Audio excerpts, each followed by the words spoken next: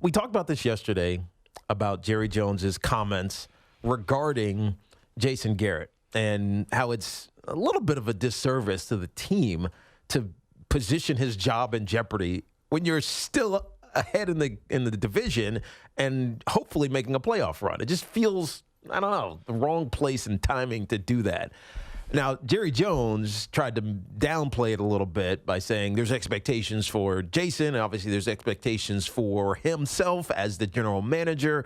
But you can't help but question what the future is for Jason Garrett. And I think we got a little bit of a clarity because Jerry Jones, I forget what interview he was doing, was saying basically Jason Garrett's got to finish in first place, and that's it. There's a lot of ambiguity with what first place means. First place could be win the division, which he's done 3 of the last 4 years, including a Coach of the Year back in 2016 when he had a 13-3 record. But that doesn't seem like what Jerry Jones is talking about. It sounds like Jerry Jones is saying Jason Garrett, in order to keep his job, needs to finish in first place in the NFL, which is win the Super Bowl. Otherwise, he's going to get fired. Can you imagine if you're Jason Garrett and you somehow flip the rest of this season? So they're 6-5 right now. Let's say they went out, they go 11-5, and they fall short in the second round of the postseason, and then he still gets fired after having a successful season. Jerry Jones has laid a gauntlet down for Jason Garrett,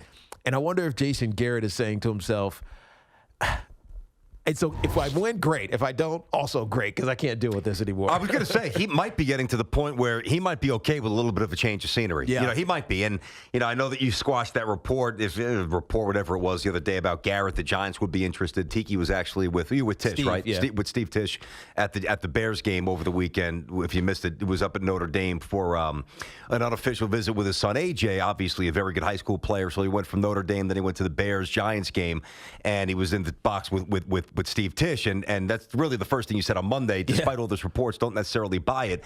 But whether it's the Giants or whether somebody would hire Jason Garrett. Oh, of course. Somebody. So, you get to a point where it almost becomes a thankless job. Now, I think that I look at what Jerry said, right? And there's certain owners, and George Steinbrenner used to do this a lot, and sometimes it's really effective. There are certain owners who, when speaking about his coach or their coach, they're really using that as a liaison to speak to the fan base.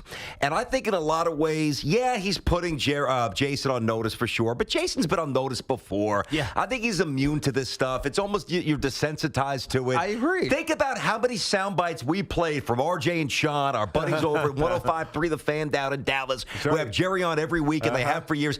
We have played Jerry Jones sound bites about the state of the Cowboys and specifically about Jason Garrett for 5 straight years. That's right. And we've tried to decipher exactly what it means. And guess what? It's meant nothing. Sure, because he's still there. Exactly. So I don't think, and having traveled to Dallas a lot, Jenna's from there. I'm going there tomorrow morning, actually. I'll be doing our show from the 105.3 The Fan Studios on Friday. I am working. Tiki's traveling. I'm working that day. So I'll be doing the show remotely in Dallas.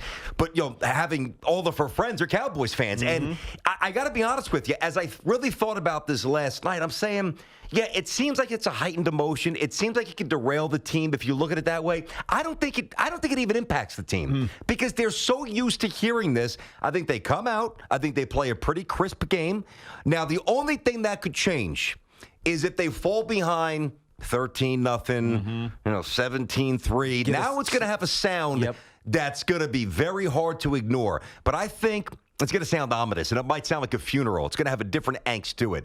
But if they come from the start of the game, I think Dallas will be ready to go. I think that they'll process this fine. But that's been their issue, is they haven't been ready to go to start games, so they have to end up finding ways to win at the end. But here's the thing.